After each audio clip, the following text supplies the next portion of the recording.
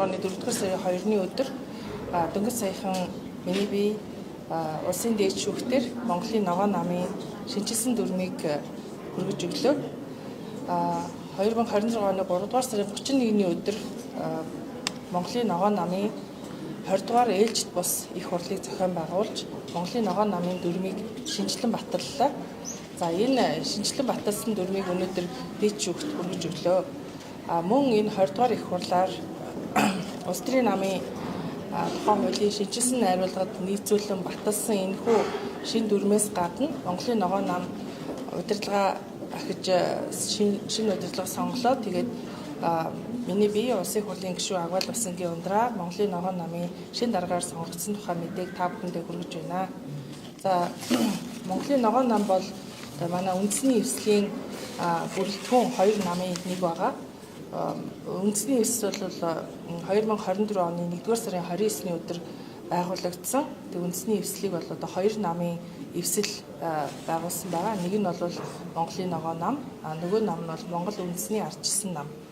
За анх үүсгэн байгуулагдсны дараа Монголын одоо үндэсний эвслийн зүгээс үндэсний эвслийн тэргүүнээр улсын хурлын гишүүн Нямтаашийн Номтой баярыг сонгосон. Өнөөдөр дээд шүүхт хүргэсэн энэ тогтоол маань бол ногоон намын шинэ даргаар сонгогдсон миний биеийг одоо тогтоол болон холбогдох бичиг баримтуудыг хүргүүлсэн байгаа. За Монголын ногоон намын тухайд бол бас хэдийгээр одоо зөвхөн үндэсний эвслийн нэг хэсэг боловч одоо өөрийнх нь гол үзэл баримтлал бол доктортой хөгжил, ногоон хөгжил, эрүүл амьдралын хэв маягийг одоо гол үзэл баримтлал болгосон ийм нам байгаа. Тэгэхээр манай үндэсний эвслийн хувьд бол 24 оны 1-р сард үүсгэн байгуулагдаад 24 оны улсын их хурлын сонгуульд оролцоод ингээд 4 судалтай болсон. Тэгэхээр улсын их хурлд ингээд 4 судалтай болсон улс төрийн хүчний хувьд энэ намын дүрмийг шинжилэн байгуулах энэ шинэ дүрм дотроо одоо намын дунд болон анхан шатны бүтцүүд, намын ажиллах зарчим, намын гишүүдийн дагаж мөрдөх одоо ёс зүй, хэм хэмжээ, бас түүнчлэн намын одоо хяналтын арга механизм, бас намын одоо удирдлагын бүрэлдэхүүн эдрийг бол тогтоосон байгаа. За манай ногоон намын тухайд бол бас хэдийгээр одоо дэлхийд дахна доктортой хөгжлийн үзэл баримтлалыг тунхаглаад 2030 онд одоо дүгнэх гэж байгаа ч хэлээ гэсэн сая энэ ковидын он жилүүдэд бол бас доктортой хөгжлийн зарим зорилтууд бас тодорхой хэмжээнд ухралт гарсан. Тэгэхээр одоо хүн төрөлхтний хувьд бол бас Монгол улсын хувьд энэ ногоон хөгжил, доктортой хөгжлийн зорилтуудыг эрчимжүүлэх шаардлага байгааг бол бас тэмдэглэж хэлмээр байна.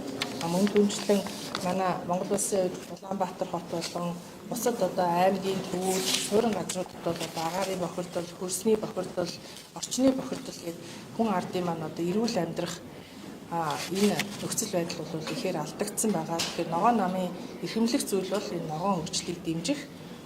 Тэгээд улс орныхоо өнцөг болон бүрт ард иргэдээ эрүүл цэвэр орчинд амьдрах, орчин нөхцөлийг бүрдүүлэхийн төлөө бодлого боловсруулж ажиллаж байгаа ийм нам байгаа. За өөр нэг зүйл бас хэлмээр байгаа нь бол миний хувьд бол одоо улсын хурлд 2 дахь сонгогдсон ажиллаж байна. Улсын хурлын гишүүнээр өмнө сонгогдож ажиллаж байхдаа бас доктортой хөгжлийн зорилтын дэд хорооны дараагаар ажиллаж байсан.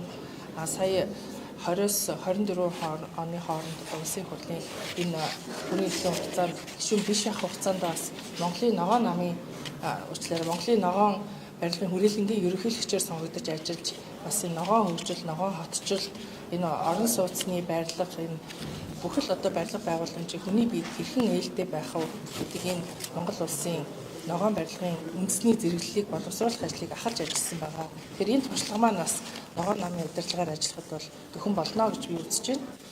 За эцэст нь тэмдэглэж хэлэхэд бол одоо манай үндэсний эвслийн зүгээс улс төрийн доктортой байдал, улс орны одоо бодлогын залгамж халаа, тэгээд доктортой ирж саарахгүй ингэж ажиллахыг бол бид иргэн баян бол улс баян үндэстнэрээ баяжи гэдэг юм уриатаагаар сонгуульд оролцсон. Энэ байр суурь маань хിവэрэ байгаа. Тэгэхээр эдгээр мэдээллийг одоо та бүхэндээ хүргэж байна.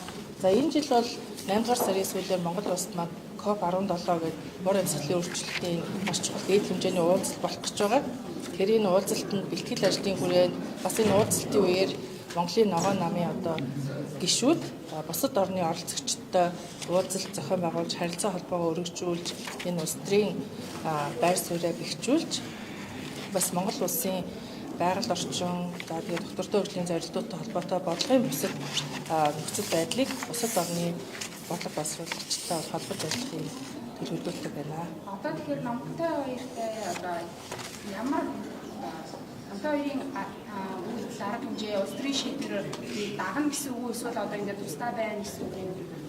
Улс төр талаас нь тань. Тийм Монголын ногоон намын хувьд бол үндэсний эвслийн бүрэлдэхүүн 2.1 нь тэгэхээр өнөөдөр энэ өгж байгаа мэдээ бол зөвхөн Монголын ногоон намын шинэ даргын сонгуультай үр дүнтэй холбоотой дүрмтэй холбоотой мэдээ өгч байна. Үндэсний эвслийн тэргүүн бол Номтой баяр. Тэгэхээр Номтой баяр тэргүүний Номтой баяр гишүүний улс төрийн удирдлагад орж бид нар ажиллана. Тэгэхээр манай үндэсний эвслийн хувьд бол бид нэгдмэл байр суурьтай хэрвээ та бүхэн анзаарсан бол чуулган дээр санал өгтөөч гэсэн оролцогчдоор ч гэсэн эдгээр асуудлууд дээр бол манай дөрвөн гишүүн, Фөрөдөө гишүүн, Сарна гишүүн, миний би Номтой баяр гишүүн бид бол байнга ингээд зангидсан гар шиг нэг байр суурьтай ажиллаж байгаа. Засаг хамтрах урилга ирүүл эвсэл хүлээж авах уу? За энэ улс төрийн шийдвэрийг бол манай тэргүүн гаргана. Бидний хувьд бол тэргүүний шийдвэрийг дагна. Гэхдээ бас зөвлөлдөж ярилцсан. Монголын ногоон ном хуулийн хурдны зам дээр тэгвэл ямар байр суурьтай байгаа вэ? Нэгэн нийгмийн тийм хоёр талын хилцүүлгийг өгөөж юм л да. ECB-ийг анхаарч байна. За миний хувьд бол одоо богдуулыг нөхлөх түнэл барих асуудал дээр бол хүчтэй эсэргүүцэж дуу хоолойгоо илэрхийлж байсан мөн тухайн одоо зам тэрийн сайд дэлгэр сайхын сайдад асуудал тавьж энэ богдуулыг нөхлөх асуудлыг бол нэгдүгээр байгаль орчин талаас хоёрдугаар эдийн засаг талаас ямар ч утгагүй юм а гэдгийг бол хүчтэй тодорхой эсэргүүцэж ирсэн. Туулын хурдны замын тухайд бол би бас өөрийн Twitter хуудасаараа дамжуулж байр сууриа илэрхийлсэн. Тэгээд одоо ногоон намын дүрмийг дээжих бүртгэж авахар бас улс төрийн байр суурийг илэрхийлэхээр бэлтгэж байна. Миний хувьд бол одоо хурдны зам барих нь бол зүйтэй гэж харж байгаа. Гэхдээ туул дээгүүр барина гэдэг нь бол байгаль орчин нөхөж баршгүй хохирол учруулна гэж харж байна. Өөр асуулт байвал хариулт өгье шүү. За та бүхэн амжилт хүсье.